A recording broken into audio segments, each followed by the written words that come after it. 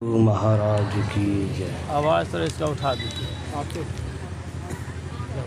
मंगल मूर्ति सतगुरु मिलवै सर्वाधार। मंगलमय मंगल करण विनवो बारंबार। अव्यक्त रूप में सर्वत्र विराजमान परमाराध्य सद्गुरु महाराज के पावन युगल चरणों में सत नमन। मंचासीन गुरुजन, उपस्थित सज्जन वृंद, सिद्धात्माओं, माताओं एवं बहनों को मेरा प्रणाम। हम लोग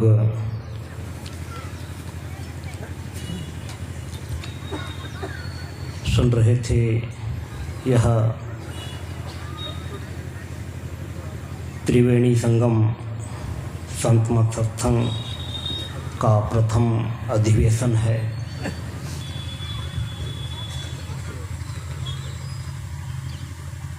मेरे ख्याल से यह सत्संग गुरु महाराज के समय से ही होता चला आ रहा है।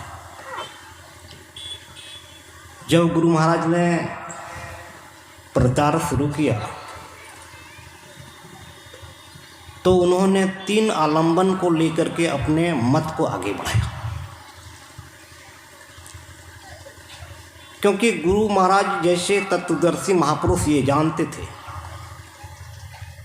कि इस कलिकाल में लोग न सिर्फ ज्ञान को लेकर के चल सकते हैं और न सिर्फ योग को आधार मान करके अपने को उस परम पद तक पहुंचा सकते हैं, या फिर सिर्फ भक्ति पर ही आदमी रह जाए तो भक्ति भी उनकी पूरी नहीं हो सकती, क्योंकि यह समय थोड़ा सा विपरीत है। इसलिए उन्होंने त्रिवेणी संगम अर्थात इन 3 धाराओं को एकत्रित करके ज्ञान, योग, युक्त, ईश्वर, भक्ति का प्रचार किया, जिसमें ज्ञान भी हो, योग भी हो और भक्ति भी हो।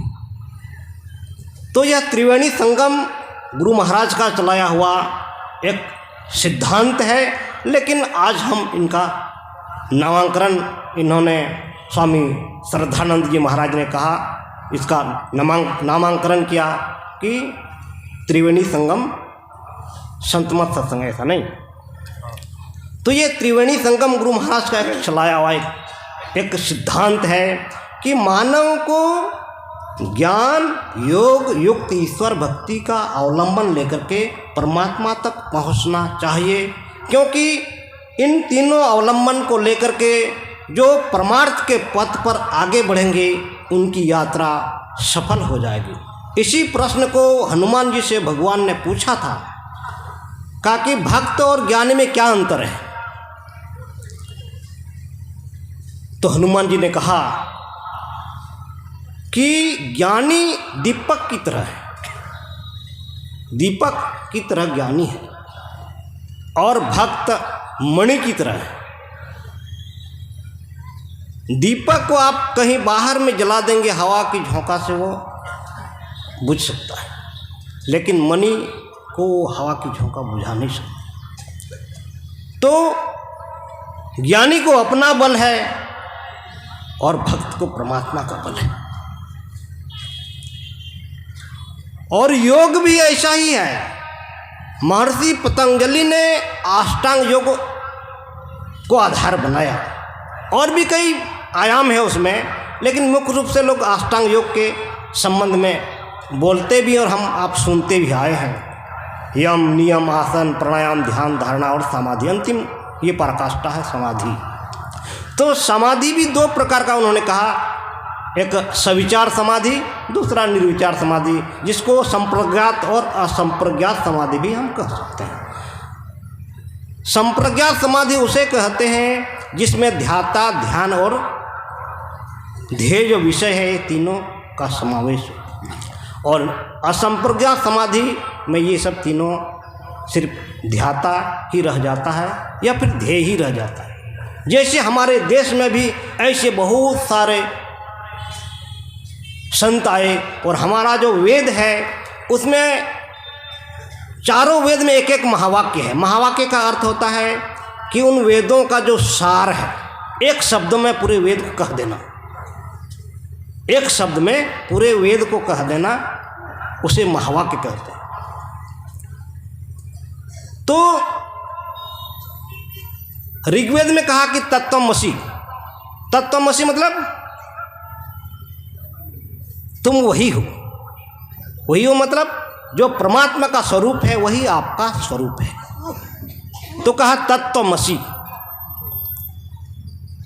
तुम वही हो।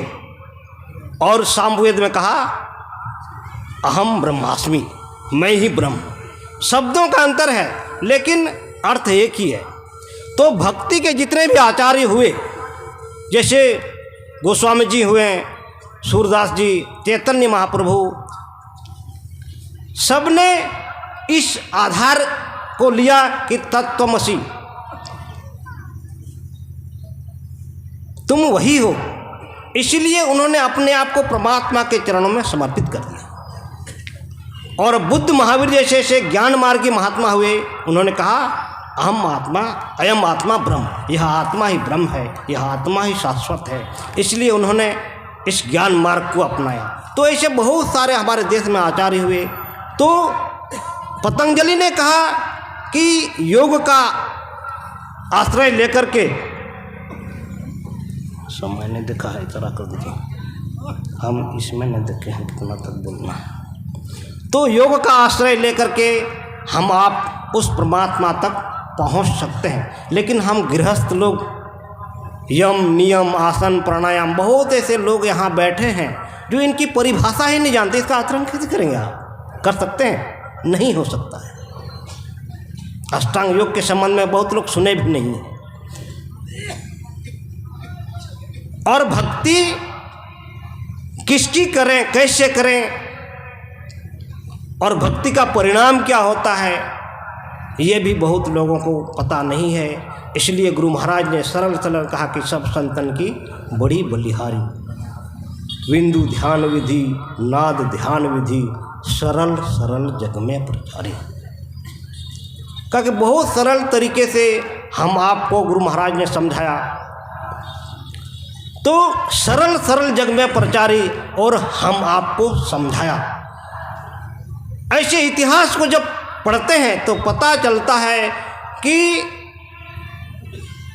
पुराने ज़माने में ऐसे ऐसे लोगों को ये ज्ञान नहीं दिया जाता था। क्यों? क्योंकि ये समझ नहीं सकते।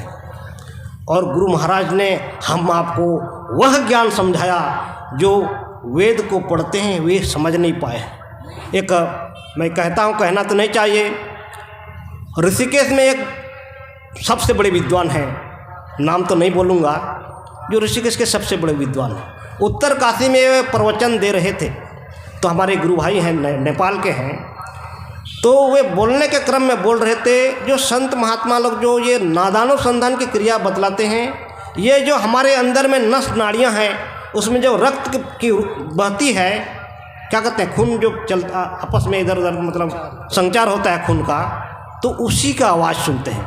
आप बताएं, अब उनको कौन समझावे जो दुनिया को समझाते हैं। तो ऐसे ज्ञान को गुरु महाराज ने हमारे आपके बीच में रखा। इसीलिए हम आप, मैं तो गुरु महाराज को भगवान से भी 2 हाथ ऊपर समझता हूँ। क्योंकि हम जैसे लोगों को गुरु महाराज के अलावा हमने किसी को देखा तो नहीं है, ना किसी ने मुझे ऐसा ज्ञान दिया है कि मैं आपके बीच में बैठ सकूं। ये गुरु महाराज की असीम कृपा है कि मैं आपके बीच में उपस्थित हूँ। और मुझे यह भी लगता है कि गुरु महाराज अगर नहीं होते तो हम आप इस तरह से धर्म की कथा को हम सारांश रूप में नहीं सुन पाते। तो अभी आप सुन रहे थे पाठ में कि ये बाहरी तीर्थों से, दान आदि से ये हमारा अंतःकरण शुद्ध नहीं हो सकता। इसलिए आप संतों की वचनों को सुने। कबीर साहब की वाणी में आया, लोका मति का भौरारे, ज्यों काशी तन तजे कबीरा, राम ही कौन नहीं हो रहा। कहा कि लोका मति का भौरारे, ये लोग भोले लोग जो है वो मति के बुद्धि के बड़े भोले हैं। वे कहते हैं कि जो काशी तन तजे कबीरा, राम ही को निहोरा रे। अगर काशी में शरीर छोड़ने से मुक्ति हो जाएगी तो फिर भगवान की भक्ति करने की क्या हो सकता है? सब लोग वहीं मर जा के मर जाए। अगर काशी में मरने से मुक्ति होती है तो जिंदगी भर हम समय क्यों बर्बाद कर रहे हैं? लेकिन हम चिंतन नहीं करते। इसलिए ऐसे साधु समाज में आइए तो आपको वह ज्ञान मिलेगा और आपके अंदर में विवेक जगेगी। इसलिए मैं एक श्लोक मैंने सुना है, साधुनाम दर्शनम पुण्यम तीर्थ भूता ही साधवा तीर्थ फलति कालेन सद्य साधु समागम। कहा कि साधुनाम दर्शनम पुण्यम, संत महात्माओं के दर्शन से पुण्य होता है। तीर्थ भूता ही साधवा, वो साधु तीर्थ के स्वरूप होते हैं। तीर्थ फलति कालेन, आप तीर्थ आदि में जाएंगे तो उसका जो फल है आपको समय आने पर मिलेगा। तीर्थ फलति कालेन, समय आने पर उसका परिणाम, उसका फल आपको मिलेगा। सद्य साधु समागम, आपको साधुओं की संगति का फल आपको तुरंत मिलेगा। आपके अंतःकरण शुद्ध हो जाएगी, पवित्र हो जाएगी और अच्छे और बुरे में अंतर करने के लिए आप समझ पाएंगे। तो फिर साधु कहते किसको हैं? साधु हैं कौन? बहुत सारी परिभाषाएं हैं। एक मैं अभी देख रहा था अपना शब्दकोश में, अमरकोश आदि में, तो कहा कि जो विशिष्ट कुल में जन्म लेते हैं वे साधु हैं, या जो बहुत सुंदर हैं वे साधु हैं, ऐसे। या फिर दूसरा अर्थ क्या, न प्रहृष्यति सम्माने न कुप्यति अपमाने, जो सम्मान करने से अपना बैलेंस नहीं खोता है, अर्थात अपने को संभाल के रखता है। आप बहुत सम्मान करिए, इतना ऊंचे से ऊपर उठ गए कि अपना अस्तित्व ही भूल जाए, जो ऐसे नहीं होते। और जिसका आपने अपमान कर दिया तो अपने आप पर जो भरोसा है उस भरोसा को तोड़ते नहीं, जो अपने को संतुलन में रखते हैं। और दूसरे अर्थों में हम अपने तरफ से अर्थ करते हैं। साधु शब्द का अर्थ है साध्यति सौ इंद्रियानी, अपने इंद्रियों को जो साधता है। भगवान ने गीता में कहा है कि जैसे कछुआ अपने अंगों को समेट करके अपने अंदर में रख लेता है, वैसे जो पुरुष अपने इंद्रियों को समेट करके परमात्मा का चिंतन करता है वह साधु होते हैं। जो अपने इंद्रियों को साधता है वे साधु होते हैं। फिर दूसरे अर्थों में अगर हम इस बात को समझें तो साध्यति पर कार्यम इति साधु, जो समाज के कल्याण के लिए अपनी जवानी को गला देता है उसे साधु कहते हैं। हमारे बगल में स्वामी श्रद्धानंद बैठे हैं, हमारी इनकी बहुत पुराने संबंध है, मैं इनके यहाँ बहुत सालों तक रहा हूँ। ये नौकरी करते थे गोड्डा में।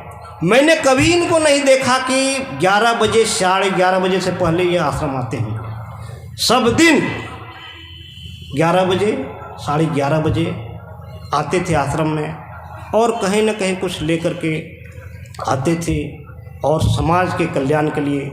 हमको नहीं लगता है कि इनके खाते में अभी 10-20 हज़ार रुपये होंगे। इन्होंने जो भी कुछ किया समाज के लिए किया। और मैं जब भोजन बनाता था तो वही अरहर का दाल अपना खेत में उपजाया हुआ और वही आलू की सब्जी, उसी को मैं तो कभी चोखा बनाया तो कभी भुजिया बनाया, कभी सब्जी बना दिया, मैं इनको खिलाया करता था। मुझे नहीं लगता है कि कोई भी व्यक्ति चपरासी का भी नौकरी करता होगा तो 2 सब्जी नहीं खाता वो समय पर, जरूर खाते होंगे। लेकिन इन्होंने नौकरी की और अपना परिवार नहीं बसाया और समाज के लिए इन्होंने बहुत संघर्ष किया। अभी भी संघर्ष करते हैं और उस समय भी संघर्ष करते थे। जब सत्संग कराते थे तो 12 बजे 1 बजे कभी कभी आते थे। एक बार की बात है, ये 1 बजे आए, गाड़ी में लेकर के चावल आ गए, पूरा गाड़ी भरा हुआ। अब आए उस पार में नदी, आप लोग बहुत लोग देखे हैं, लहठी में एक नदी है, छोटी सी नदी है, और वहाँ जब डैम जब लगा देते हैं वो फाटक लगा देते तो भर जाता है पानी। तो बांस का चतरी हम लोग बनाए थे तो कहे बाबा मुझको उतारिए खाली कीजिए। अब सोए तो बड़ा आलस लगा, तो मैंने सोचा जल्दी करूं, तो एक साइकिल लिया, यही जो टेंट वाले क्या नाम है हरकुसा, तो उनका साइकिल मैंने लिया और मैंने सोचा जल्दी खा लगा, 3 बोरा ले लिया मैंने और उस चचरी में तो हिलने लगा। अब ज़्यादा लोड हो गया, तो अब बहुत पानी, तो बीच में वो गिर पड़ा चावल भी, मैं भी गिरते गिरते बचा और उसका साइकिल तो चकनाचूर हो गया। मैंने अभी तक उसको पैसा भी नहीं दिया पूरा साइकिल ख़त्म कर दिया मैंने उसको। तो बहुत संघर्षवान आदमी है, समाज के लिए इन्होंने सब कुछ दाव लगा दिया। तो मैं चाहता हूँ कि हम आप भी ऐसे महापुरुष जो समाज के लिए कुछ चाहते हैं, उनको आप भी उनके साथ में खड़े हों। उनके साथ में आप सिर्फ खड़े होंगे तो उनको बल मिलेगा, आत्मबल मिलेगा और समाज को आगे बढ़ाने के लिए वे और ज़्यादा ताकत लगाएंगे, जोर लगाएंगे। तो मैं इतना ही कहकर अपनी वाणी को विराम देता हूँ। बोलिए श्री सद्गुरु महाराज की जय। सज्जनों सुन रहे थे भी ब्रह्मचारी सुफल शास्त्री जी को, और मुझे भी भावुक कर दिया पुरानी बातों को याद दिला करके। हम लोगों के बीच इस कली काल में घर घर टूटता दरकता परिवार, सारा संबंध बिखरता चला जा रहा है। भाई भाई से किस किस विषय पर लड़ाई हो रही है भी सोच नहीं सकते, छोटी छोटी बातों पर। हमने तो कोर्ट में रह करके देखा है, थोड़े थोड़े जमीन के लिए कितने केस लड़ते होंगे भाई भाई। और अभी एक नया युवक अश्विनी कुमार आनंद जी, जो अपने बड़े भाई की पुण्य स्मृति में टूर्नामेंट वगैरह अपने गांव में कराते हैं, सैकड़ों लोगों गरीब लोगों को कंबल वगैरह बांटते हैं, बड़ा कार्यक्रम करते हैं। और एक दिन मेरी उनसे बातें हुई, ऐसे भंडारे के लिए भी उन्होंने 2 क्विंटल चावल और बढ़िया चावल, मतलब 10,000 रुपये 5,000 रुपये क्विंटल वाला चावल, 2 क्विंटल चावल और 50 किलो दाल, ये भिजवाया था भंडारे के लिए। फिर ऐसे मेरी उनसे बातें हुई तो स्वीकार किए कि अच्छा महात्माओं को हम अपने भाई के पुण्यतिथि पर, चौथी पुण्यतिथि पर, और मैं उनका पूरा परिचय बता दूं, श्री चंद्र कुमार शाह जी जो सोंधिया ग्राम के रहने वाले हैं, उनके छोटे सुपुत्र हैं अश्विनी कुमार आनंद जी।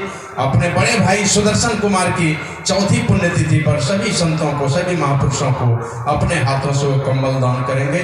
बहुत बहुत साधुवाद, आपकी कीर्ति संसार में फैले, सुख समृद्धि आपके जीवन में आए, घर परिवार में शांति मिले, माता पिता आपके स्वस्थ जीवन जिए, बाल बच्चे पढ़ लिख करके बड़े बने, ऐसी गुरु महाराज की कृपा हो आपके ऊपर। श्री सद्गुरु महाराज की जय।